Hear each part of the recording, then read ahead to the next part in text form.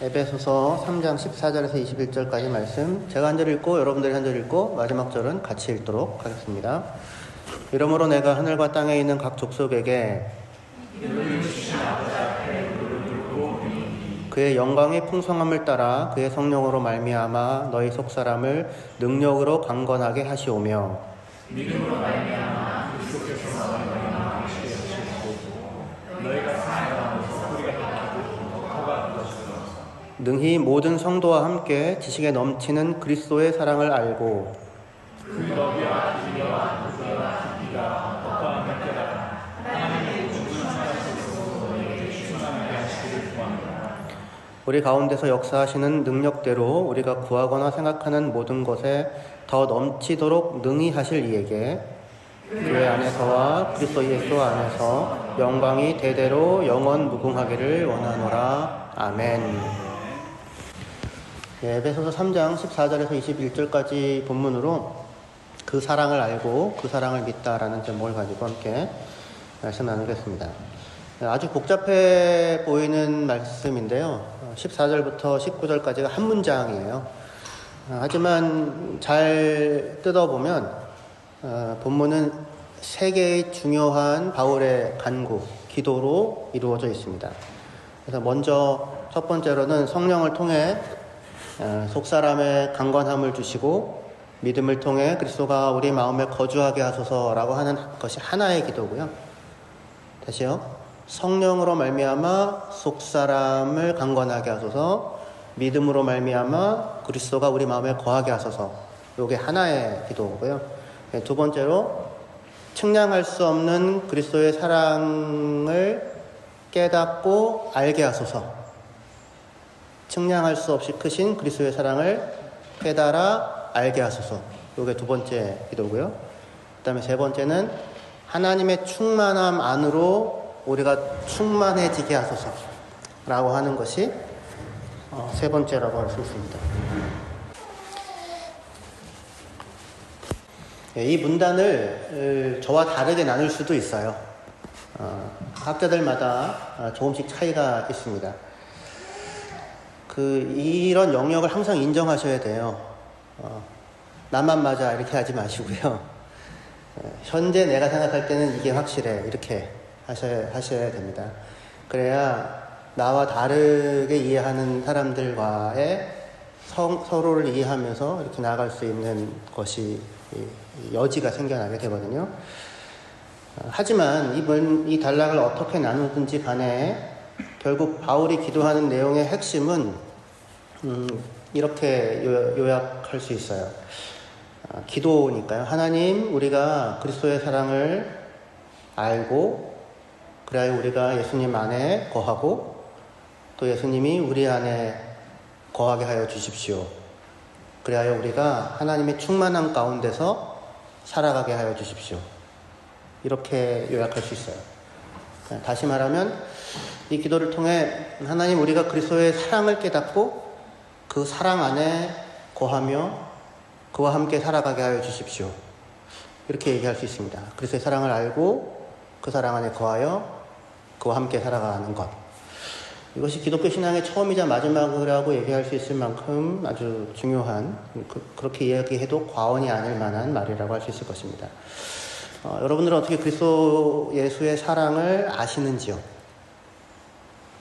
그 사랑 안에서 예수 안에 거하며 살고 있는지요? 그 사랑의 넓이와 길이, 높이와 깊이가 어떠한지를 깨달아 알고 있는지요? 그 사랑 안에 뿌리를 내리고 그 사랑의 토대 위에서 살아가고 있는지요? 만약 여러분들이 이 사랑 안에 거할 때, 그리스도의 사랑 안에 거할 때 그리스도가 여러분 안에 거하시게 되고요. 그리스도가 여러분 안에 거하시게 되면 여러분 또한 그리스도 안에 거하게 되는 겁니다. 상호 공속이라고 얘기할 수 있어요. 그러니까 belong to each other? 그렇게 얘기할 수 있습니다. 원래 사랑이라고 하는 게 그래요. 내 안에 너 있다 뭐 이런 거 있잖아요. 내 안에 너 있다. 어떻게 내 안에 너가 있을 수 있나? 근데 그 사람도 똑같은 말을 해야 돼요. 내 안에 당신이 있습니다. 내 안에 그가 있는 만큼 반드시 사랑은 그 사람 안에도 내가 있어야 되는 거예요. 그죠? 상호 공속이라고 할 수 있는데, 이런 이 상호, 서로가 서로에게 속해 있음, 이것을 우리는 이 기도에서 이 일이 성령과 믿음을 통해 우리에게 일어난다, 이렇게 그 내용을 확인할 수 있습니다. 서로가 서로에게 속한, 그리스도가 우리에게, 우리가 그리스도에게, 이것이 성령과 믿음을 통하여 우리 안에 일어난다. 그래서 먼저 성령을 통하여 라고 하는 부분을 생각해 볼 거예요. 에베소서 3장 16절 말씀 보시면, 그의 영광의 풍성함을 따라 그의 성령으로 말미암아 너희 속사람을 능력으로 강건하게 하시오며, 그렇게 얘기합니다. 우리의 속사람이 무엇으로 말미암아 강건하여집니까? 성령으로 말미암아. 그래서 성령으로 말미암아 강건하여지게 하소서. 이게 성령으로 말미암아 우리 속사람이 강건하여지기 때문에 이렇게 기도하는 거예요.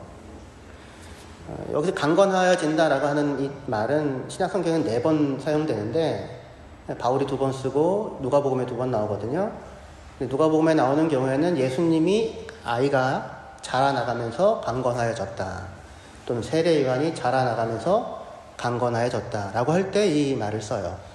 그러니까 성장, 자라남과 그로 말미암아 견고하여짐, 강건하여짐, 이런 개념을 포괄하고 담고 있는 말이라고 할 수 있어요. 자, 성령으로 말미암아 강건하여집니다. 무엇이? 속사람이. 여기서 속사람이라고 하는 거는 여러 얘기할 수도 있겠지만 단순하게 성령으로 인하여 우리 안에 시작된 생명이라고 얘기할 수 있습니다. 그러니까 하나님을 떠나서 죽었던 자가 성령으로 인해 하나님과의 관계가 회복되면 새로운 생명이 시작됩니다. 근데 이 생명은 우리 육신의 몸, 이 생명이 아니고요, 말하자면 영적인 생명이라고 할 수 있는 거예요. 어머니 뱃속에서 나오는 그런 것이 아니라, 그래서 이 생명은 우리가 예수를 믿을 때 생겨나요. 이 새 생명은. 아니, 생명을 주시는 성령의 말씀, 진리의 말씀으로 말미암아 우리 안에 생명이 생겨나면 그로 인해 우리가 그 말씀을 통해 예수를 믿게 되는 겁니다. 이게 중요해요. 빛이 있으라라고 하나님께서 말씀하실 때 그 효과적인 부르심이잖아요. 생명이 있는 하나님의 말씀과 더불어 빛이 생겨난 거죠. 그리하여 그 빛이 빛을 내게 되죠. 그렇죠? 다시요. 성령으로 말미암아 우리 안에 생명이 생겨났다. 이거예요. 근데 이제 그게 그냥 뭐 생겨나는 게 아니고요. 말씀과 더불어 복음의 말씀을 들을 때 우리 안에 하나님께서 나를 이처럼 사랑하시는구나. 그게 복음이잖아요. 그게 내 안에 믿어질 때 내 안에 생명이 생겨나는 것인데, 근데 그 과정이 어떻게 되는 거냐면 빛이 있으라라고 하는 것과 비슷하다는 거예요. 빛이 있으라라고 하나님이 생명이 있는 말씀으로 말씀하시자 빛이 생기죠. 그리고 그게 빛을 내게 되는 거죠. 그죠? 빛 역할을 하게 됩니다. 이게 반대가 아니에요. 하나님이 어떻게 가다 보니까 빛이 지가 스스로 생겨나가지고 막 빛을 내고 있어서 너 빛이 나는구나, 너를 빛이라고 하자, 이렇게 된 게 아니에요. 하나님이 아무것도 없는 곳에서 빛을 창조하고 세상을 창조하고 생명을 창조하셨듯이 하나님을 떠나서 죽음 가운데 있었던 우리들 가운데 하나님께서 생명의 영인 성령으로 진리의 말씀을 통해 생명을 주시고 우리를 살리시고, 그리고는 그 생명 안에서 강건하여지는, 자라나서 강건하여지는 것을 만들어내는 것입니다. 그러니까 우리가 예수를 믿고 그리스도인이 된 것은 성령으로 말미암아 일어난 일이에요. 그러니까 우리가 스스로 난 것이 아닌 겁니다. 이게 굉장히 중요한 기초예요. 성령으로 말미암아 우리 안에 생명이 일어난 것이다. 성령이 시작하신 일이에요. 너희 안에 착한 일을 시작하신 이가 완성하실 거예요. 성령이 시작하신 일을 너희가 너희 힘으로 완성할 수 있다고 생각하느냐? 갈라디아서 3장에 그럴 수 없다 이렇게 얘기해요. 그러니까 하나님이 시작하신 일을 하나님이 이루실 것이다. 이게 우리 구원의 가장 중요한 기초입니다. 여기서 틀리면 아크로바틱 그 묘기를 하고 살게 돼요. 성령이 우리 안에 시작하신 일을 우리 안에서 이루실 것입니다. 죽은 지 나흘이나 지난 나사로가 무덤에서 나오게 된 것은 나사로야 나오라라고 하는 주님의 목소리가 그에게 들렸기 때문에 그 소리를 듣고 나사로가 나오게 되죠. 그때는 무덤이 굴이었으니까 굴 밖으로 나사로가 나오자 사람들도 나사로가 살아났네 이걸 알게 됐을 거예요. 그러면 나사로가 살아났다고 하는 것을 굴 밖으로 나올 때 사람들이 알게 됐으니 그때 나사로가 비로소 살아난 거예요? 그거는 아니죠. 그죠? 그게 아니라 예수님이 나사로야 나오라 라고 하는 생명이 있는 말씀으로 부를 때 우리로서는 알 수 없는 어떤 생명의 사건이 나사로 안에서 일어나서 그에게 생명이 생겨났고 그러자 소리가 들리는 거죠. 예수님이 날 부르네 이렇게요. 그래서 나가게 됩니다. 나사로는 분명히 예수님의 소리를 듣고 나왔지만 그가 소리를 듣고서 일어나서 생명이 생긴 게 아니라 반대로죠. 생명이 생겨나자 소리가 들리네 이게 된 거죠. 나사로가 한 일은 뭡니까? 순종한 거예요. 그 소리에. 그죠? 그 소리에 순종한 것이지만 그가 그 소리를 듣고 나와서 생명이 생긴 거예요? 그건 아니에요. 순종하여서 생명이 생겨난 것이 아니라 생명이 생겨났기 때문에 비로소 그 말씀에 순종할 수 있게 된 거죠. 우리 안에 있는 생명은 오직 성령께서 우리 안에 새로운 생명과 새로운 마음을 창조하심으로 인하여 생겨난 것입니다. 그런데 우리의 주관적인 경험 속에서는 이렇게 생각할 수 있어요. 내가 복음을 듣고 예수를 믿었다. 이렇게요. 그래서 우리는 우리의 주관적인 경험 속에서 내가 예수를 믿었다고 생각할 수 있을지 모르겠지만 성경을 따라서 생각해 본다면 우리가 예수님에 대한 믿음을 갖게 된 것은 성령이 일하신 결과라고 하는 것입니다. 우리 안에 생명을 주셔서요. 성령으로 하지 않고는 누구도 예수를 주라고 부를 수가 없고요. 고린도전서 12장 3절이요.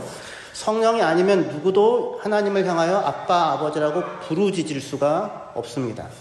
우리 안에 생명을 주시는 분이 성령이라면 그 생명을 자라게 하고 강건하게 하시는 분도 성령이에요. 그래서 그렇게 기도하는 거예요. 콩을 씹어놓고 팥이 나게 하여 주시옵소서 40일 근칙해도 안 나옵니다. 될 수가 없는 거잖아요. 그 기도는 그게 진실이기 때문에 그게 사태의 본질을 보여주기 때문에 그렇게 기도하는 것이고 그렇게 기도해야 그 기도가 이루어지는 거잖아요. 그죠? 우리 안에 생명을 주시는 분이 성령이고 그와 같이 그것을 생명을 자라게 하고 강하게 하시는 분도 성령입니다. 그러면 우리는 넋놓고 가만히 있어도 되는가? 그 부분에 대한 답을 주는 것이 다음 절인 17절이라고 할 수 있습니다. 성령으로 우리를 강건하게 하신다는 것은 하나님의 입장에서의 설명이라면 같은 사건에 대한 우리 쪽에서의 설명은 우리가 예수 안에 나타내신 하나님의 사랑에 대해 듣고 알고 믿게 되었다. 이건 우리의 경험이죠. 그죠? 하나님 쪽에서는 성령으로 우리를 강건하게 하신다고 말할 수 있지만 우리의 주관적인 체험의 자리에서의 설명은 우리가 그 사랑을 믿음으로 말미암아 그리스도가 우리 안에 거하게 되었다 일 거예요. 그래서 에베소 3장 16절 17절을 다시 한번 읽어볼게요. 그의 영광의 풍성함을 따라 그의 성령으로 말미암아 너의 속사람을 능력으로 강건하게 하시오며 믿음으로 말미암아 그리스도께서 너희 마음에 계시게 하시옵고 너희가 사랑 가운데서 뿌리가 박히고 터가 굳어져서 이렇게요. 16절에 따르면 우리의 속사람의 강건함은 그의 성령으로 말미암아 우리 가운데 주어져요. 그죠? 그런데 17절에 따르면 그리스도는 어떻게 우리의 마음 가운데 거하시게 됩니까? 무엇으로 말미암아? 믿음으로 말미암아. 그죠? 믿음으로 말미암아 그리스도께서 우리의 마음 안에 거하시게 됩니다. 이때 믿음으로 말미암아 그리스도가 우리 마음 안에 거하시게 된다고 하는 말이 무엇인지를 오해함 없이 잘 이해하셔야 해요. 여러 차례 말씀드렸던 것처럼 믿음은 언제나 무엇에 대한 믿음이에요. 이게 아주 중요한 믿음의 구조입니다. 믿음은 내 안에 있어요. 분명히 하나님을 향한 대한 믿음, 예수님에 대한 믿음, 예수 안에 나타나신 하나님의 사랑에 대한 날 사랑하신 그 믿음은 여러분들 안에 있죠. 그죠? 내 안에 있습니다. 그게 늘 항상 똑같지는 않아요. 어떨 때는 막 내가 생각해도 내가 너무 세게 믿는 것 같아 이런 느낌이 들기도 하고, 어떨 때는 진짠가, 이게 말이 되나, 다 내 헛소리 아닌가, 내가 속고 사는 거 아닌가, 이런 생각이 들 때도 있고요. 그죠? 하지만 그게 내 안에 있는 거죠. 그죠? 믿음은 분명히 내 안에 있어요. 근데 그 믿음의 내용을 구성하는 것은 나의 열망이 아니라 내가 믿는 그 믿음의 대상이 누구인가, 그가 어떠한 분인가, 그것이 나의 믿음의 내용을 구성하는 거예요. 우리의 믿음이 하나님을 만들어내는 게 아니고요. 이미 하나님이 계신데, 이미 살아계신 하나님이 계신데, 우리는 믿음을 통하여 그 살아계신 하나님을 내가 믿게 되면 그 살아계신 하나님과의 관계 속에 내가 들어가는 겁니다. 내가 예수를 믿기로 하자, 그때 그래 예수 십자가 나를 위해 죽었어, 그 순간 예수님이 십자가에 달리시는 게 아니죠. 그죠? 내 믿음이 무언가를 만들어내는 게 아니고요. 믿어서 그 사건이 생긴 것이 아니라 예수님이 이미 2000년 전에 돌아가셨잖아요. 근데 그 십자가가 나의 죄를 위한 하나님의 사랑임을 듣고 알고 그게 믿어졌을 때, 나의 죄와 허물에도 불구하고 하나님께서 나를 향한, 예수 안에서 나를 사랑하신 그 하나님과의 관계 속에 내가 그 십자가의 사랑이 믿어지자 그 사랑의 관계 속에 놓여진 나를 확인하게 되는 겁니다. 그렇죠? 그래야 나의 세계 가운데, 내 주관적인 하나님 없이 살던 내가 예수를 믿게 되자 나의 세계 가운데 하나님이 들어오시는 거예요. 아니 거꾸로 하나님의 세계 가운데 내가 그동안 늘 속해 있었다고 하는 사실을 새삼스럽게 발견하게 되는 겁니다. 무엇으로 말미암아? 믿음으로 말미암아. 근데 이때 이 믿음은 분명히 내가 경험하는 내 마음속에 있는 주관적인 실제이지만 하지만 그 믿음은 내가 만들어낸 것이 아닙니다. 그 믿음은 도대체 어떻게 생길까요? 제가 자주 얘기하는 비유 중에 하나가, 우리 아이들이 엄마 아빠한테 어느 날, 카야는 아직 아빠 사랑이 엄마 사랑이 안 하죠? 할 수가 없죠. 밀리는 해요, 안 해요? 밀리는 엄마 사랑이 아빠 사랑이 하죠. 그죠? 네. 어떻게 아이가 사랑을 하게 됐을까요? 그 사랑한다라고 말할 때 그 마음 안에 분명히 그게 얘가 다 사랑의 모든 걸 다 아는 건 아니지만 분명히 사랑이 무엇인지를 알고서 고백하는구나가 느껴지잖아요. 그죠? 그러면 엄마 사랑에 아빠 사랑에 아이의 마음에 사랑은 어떻게 생겨났습니까? 엄마나 아빠가 아이에게 사랑을 주었기 때문이죠. 그러니까 사랑은 아이에게 있는데 사랑을 낳은 거는 부모의 사랑이죠. 믿음은 우리에게 있는데 우리는 뭘 믿어요? 하나님이 나를 이처럼 사랑하신다는 걸 믿잖아요. 그럼 그 믿음을 만들어낸 것은요, 우리를 이처럼 사랑하신 하나님의 사랑이죠. 그렇죠? 그래서 하나님께서 우리 안에 믿음을 만들어 놓으십니다. 그러니까 믿자, 믿어보자 라고 해서 믿어지는 게 아니에요. 그러면 그냥 그건 최면이죠. 믿음은 그런 것이 아닙니다. 사실 그리고 믿고 싶다고 믿어지지 않습니다, 여러분들. 진짜 난 믿고 싶은데 안 믿어진다 그러거든요. 성령이 그 사람에게 하나님의 말씀을 들려주시고, 이게 되게 중요해요. 하나님의 말씀이 들려줘야 돼요. 생명을 낳는 말씀. 하나님의 말씀을 들려주고 그 말씀이 깨달아지도록 그 사람의 삶과 마음과 환경에 성령이 끊임없이 간섭해 오신 겁니다. 누군가의 마음에 믿음이 생긴다면. 그리고 그 사람을 사랑으로 끊임없이 성령이 돌봐오신 결과로 그 사람 안에 믿음이 시작됩니다. 그리고 그 시작된 믿음이, 그 사랑에 대한 믿음이 뿌리를 내리고 자라게 되면서 믿음이 싹이 나고 강건해지게 되는 것이죠. 믿음은 우리들 안에 일어난 사건이지만 그 믿음은 우리가 만든 게 아니라 하나님의 사랑과의 마주침이 우리 안에 이 믿음을 낳게 된 것입니다. 그런데 우리가 만들어낸 믿음은 아니지만, 하지만 그 믿음은 우리 안에 있어서 그 믿음은 우리의 삶을 움직이고 우리의 삶을 강건하게 하고 우리의 삶을 충만하게 하는 능력이 있습니다. 할렐루야. 그래서 17절 하반절에 너희가 사랑 가운데서 뿌리가 박히고 터가 굳어져서라고 하는 말씀이 있는데, 이 말씀은 우리의 믿음의 터전이 어디예요? 하나님의 사랑이라고 하는 거예요. 하나님의 사랑에 뿌리를 내리고 터가 굳어지는 것입니다. 하나님이 홍성일이라는 저를 사랑하심을 저는 굳게 믿습니다.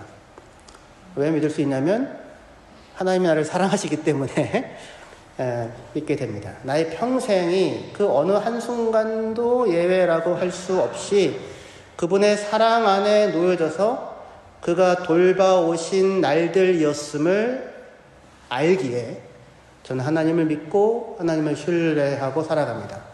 그리고 이 믿음으로 말미암아 저의 삶은 충만해집니다. 믿음이 없으면 삶은 가난해집니다. 그러나 믿음이 있으면 단촐한 음식만을 놓고 먹고 살더라도 삶은 충만하게 채워집니다. 내가 전적으로 믿을 수 있는 사람이 있을 때, 내가 전적으로 믿을 수 있는 사람이 한 사람도 없다면, 진짜 인생 잘못 살았어, 이런 느낌이 들게 될 때, 그럼 삶은 가난해집니다. 모든 것을 다 갖고 있는 것처럼 느껴져도. 그런 내가 전적으로 믿을 수 있는 사람이 있을 때, 나를 온전하게 사랑하는 자가 나와 함께 하고 있다고 하는 것을 알게 될 때 어디를 가도 충만해집니다. 이것이 우리를 충만하게 합니다. 그래서 세 번째 기도가 됩니다. 에베소서 3장 18절 19절에 능히 모든 성도와 함께 지식에 넘치는 그리스도의 사랑을 알고 그 너비와 길이와 높이와 깊이가 어떠함을 깨달아 하나님의 모든 충만하신 것으로 너희를 충만하게 하시기를 구하노라. 바울의 기도를 따라 저도 여러분을 위하여 기도하는 것은 결국 한 가지입니다. 물론 여러분들이 저에게 기도 제목을 주시면 그 기도 제목을 가지고 기도합니다. 하지만 제가 반드시 이루어지기를 간절히 바라며 소원하며 할 수 있는 기도는 이거예요. 뭐냐면 여러분들이 그리스도 안에 나타내신 하나님의 사랑의 넓이와 길이와 높이와 깊이가 어떠한지를 깨달아 알게 하여 주소서. 우리 성도들이 다만 지적으로 동의하는 것이 아니라 그 사랑을 겪어서 알게 하여 주소서. 그래야 아는 거죠. 그죠? 그게 저희 기도입니다.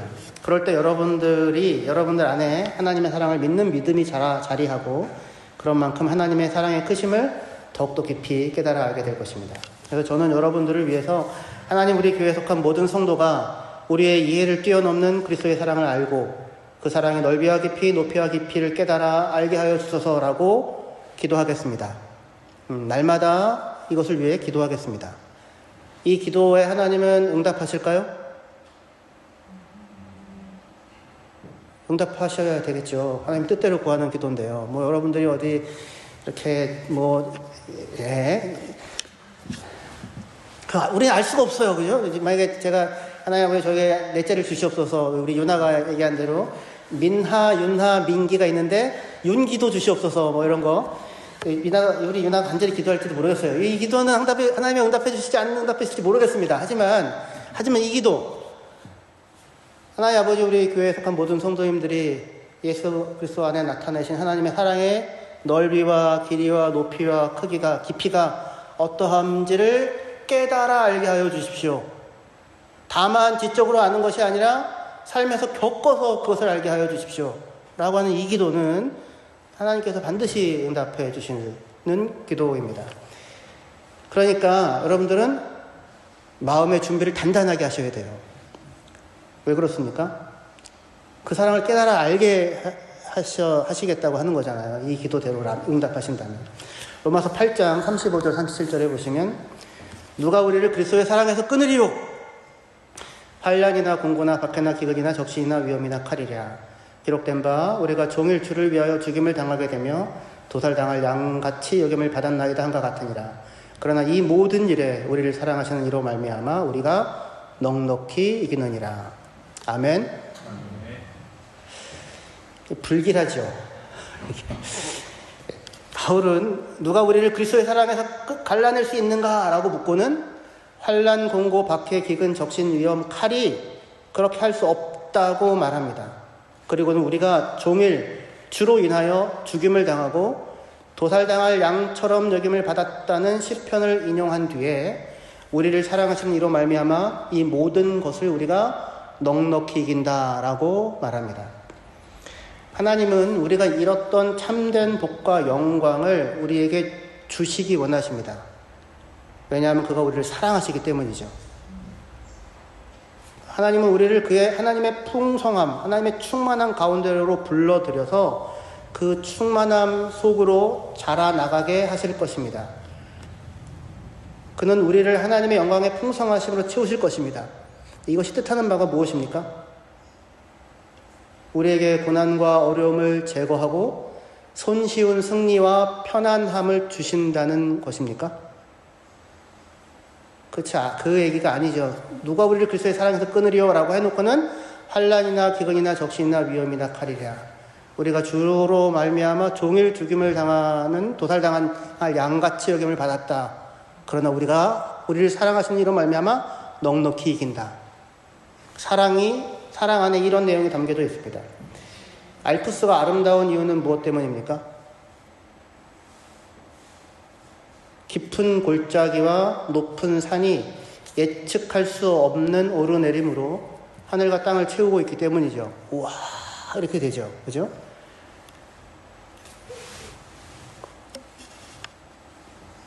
뜻밖에도 고통과 영광이 같이 가고요. 고통과 아름다움이 함께 갑니다. 십자가의 고난, 고통 가운데 하나님의 사랑과 하나님의 영광이 담기고 드러나죠.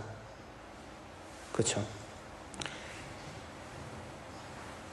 예수 안에 나타내신 하나님의 사랑을 우리가 믿을 수 있다면 우리는 십자가에서 모든 지식을 뛰어넘는 그리스도의 사랑을 알아볼 수 있게 되고 그 안에서 하나님의 영광을 볼 수 있습니다.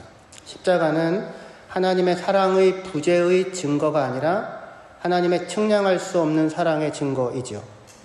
그것을 알게 하시겠다고 합니다. 그러니까 우리도 어느 길을 따라가야 되는 거예요. 아무든지 나를 따라오려거든 자기를 부인하고 자기 십자가를 지고 나를 쫓을 것이니라. 왜냐하면 거기 안에 뭐가 있어요? 하나님의 사랑이 있고 하나님의 영광이 있고 하나님의 충만하심이 있고 하나님의 풍성하심이 있기 때문입니다. 이때 꼭 기억해야 할 것이 있습니다. 이 영광의 풍성함을 향한 여정에 우리는 혼자 부름을 받지 않았다는 겁니다. 에베소서 3장 18절 같이 읽을게요. 네, 시작. 능히 모든 성도와 함께 지식에 넘치는 그리스도의 사랑을 알고. 지식에 넘치는 그리스도의 사랑을 혼자 알아요? 그게 아니고요. 모든 성도와 함께입니다. 모든 성도와 더불어. 지식에 넘치는 그리스도의 사랑을 알고 경험하는 자는 다만 나 혼자가 아닙니다. 우리는 모든 성도와 더불어서 그 사랑을 알게 됩니다. 예수 안에 우리를 향해 한 사랑을 나타내신 하나님의 사랑을 믿는 믿음이 우리 안에 있다면 우리는 그가 우리를 사랑하신 것처럼 예수님처럼 서로가 서로를 사랑해야 할 것입니다. 모든 성도와 더불어서 하나님의 사랑을 믿는 그리스도의 사랑을 깨달아 알게 되는 거죠. 제가 전에 있었던 지역인 킬에 같이 예배를 드리는 독일교회 목사님이 계셨는데 랑크 목사님이라고요. 그분은 한인교회를 굉장히 소중하게 생각하셨습니다. 그래서 같이 이 한 공간을 사용하여 예배 드리는 것에 대해서 굉장히 고마워하고 오히려 기뻐하셨어요. 그래서 같이 공동 예배도 드리고 음악회도 하고 같이 이렇게 했었거든요. 근데 그 목사님이 한 4년 정도 계시다가 다른 교회로 이제 부임받아서 가셨습니다. 그리고 이제 새로 목사님이 들어오셨는데 그 목사님은 저희를 좀 버거워하셨어요. 그래가지고 우리는 교회를 좀 더 아름답게 꾸미고 싶어. 그러니까 너희는 다른 교회를 알아봐. 그래서 6개월의 시간을 주고 저희는 나가야 하는 뭐 이런 상황이 됐었거든요. 근데 이제 다른 지역으로 가신 그 랑크 목사님이 이제 저를 불러서 근데 그 부탁을 하나 하셨습니다. 어떤 부탁이냐면 그 목사님이 가신 그 교회는 북부 독일 지역에서 가장 오래된 교회 중에 하나였어요. 그래서 그 교회 종탑이 거의 부서져 내릴 것 같은 지경이어서 이걸 좀 복구할 수 있는 자금을 마련했으면 좋겠다고 해가지고 음악회를 열면 좋겠는데 한인교회가 저희가 음악회도 같이 하기도 했었으니까 음악회를 와서 좀 열어줬으면 좋겠다 뭐 이런 거였어요. 그래서 저희도 가능하면 도울 수 있으면 좋겠다. 더군다나 랑크 목사님이고 교회 사정도 그렇고 그런 마음이 있었지만 선뜻 대답을 못하고 차일피일 이렇게 미루고 있었거든요. 도와드려야 되는데 이런 마음이 있다가요. 그런데 이제 교회에서 이제 6개월 시간 주니까 나가 이렇게 얘기를 듣는 그래서 온 지역에 다 편지를 또 썼거든요. 그러고 있는 상황이었는데 그 예배당에 있는 곳에서 랑크 목사님과 만나게 됐습니다. 근데 랑크 목사님을 보자 한편 제가 반가웠고 제가 워낙에 가깝게 지냈던 목사님이셨기 때문에 반가웠고 한편으로는 음악회 해드려야 되는데 이런 이제 마음이 부담이 확 있었던 거죠. 그래서 반가워하면서도 금방 못 나가는 그런 거예요. 목사님이 저를 보더니 너무 반가워하시면서 이렇게 등을 이렇게 어루만지고는 괜찮아? 얘기 들었어. 너희 교회 상황에 대한 얘기 들었어. 혹시 도움이 필요하면 나한테 얘기해. 내가 편지 써주고 내가 할 수 있는 걸 다 해줄게. 나는 음악회 막 이러고 있는데 그건 전혀 없어요, 이 사람한테는. 근데 그 말하는 게 그냥 하는 말이 아니라 진심인 거예요. 정말로 우리를 사랑하는 마음으로, 염려하는 마음으로 너희 괜찮아? 소식 들었어. 도움이 필요하면 얘기해. 내가 할 수 있는 걸 다 할게. 저는 여기서 하나님의 목소리, 하나님이 내게 해주시는, 예수께서 베드로에게 해주시는, 그가 끊임없이 우리에게 해주셨던 그 사랑의 모습을 그분의 그 괜찮아? 라고 하면서 저를 만들어주는 거기서 느꼈어요. 모든 성도와 더불어 그리스도의 사랑의 깊이를 알게 되는 겁니다. 저와 여러분들 가운데서. 예수님도 그의 십자가를 그 혼자서 지고 가신 게 아니었어요. 뜻밖에도 구레네 출신 시몬이 예수님의 십자가를 대신 지고 가게 되잖아요. 물론 그때 예수님은 도저히 질 수 없는 상황이긴 했지만 그로 말미암아 구레네 시몬의 아내와 그의 아들이 그리스도인으로 성장하여 로마에 있게 됩니다. 바울이 사용한 명령형 중에 가장 많이 나오는 말은 뜻밖에도 로마서 16장에 나오는 형제에게 무난하라라는 거예요. 형제에게 무난하라. 복음은 다만 내 안에서 완성되는 게 아니라 서로의 평안을 빌어주고, 무난하라, 평안을 빌어주고 서로를 응원하는 지체들과 더불어서 복음이 완성되는 것입니다. 여러분의 이곳에 계시는 기간 동안 저는 여러분이 모든 성도와 더불어 측량할 수 없는 그리스도의 사랑을 더욱 온전히 깨달아 알기를 기도하고 또 기도하겠습니다. 간절히 기도하겠습니다. 그게 여러분들의 삶 가운데 이루어지겠죠? 깨달아 알게 되겠죠? 그 영광의 자리에 저 혼자가 아니고 우리가 모든 성도와 더불어 영광의 자리에 우리가 함께 설 수 있기를 주의 이름으로 축원합니다. 기도하시겠습니다.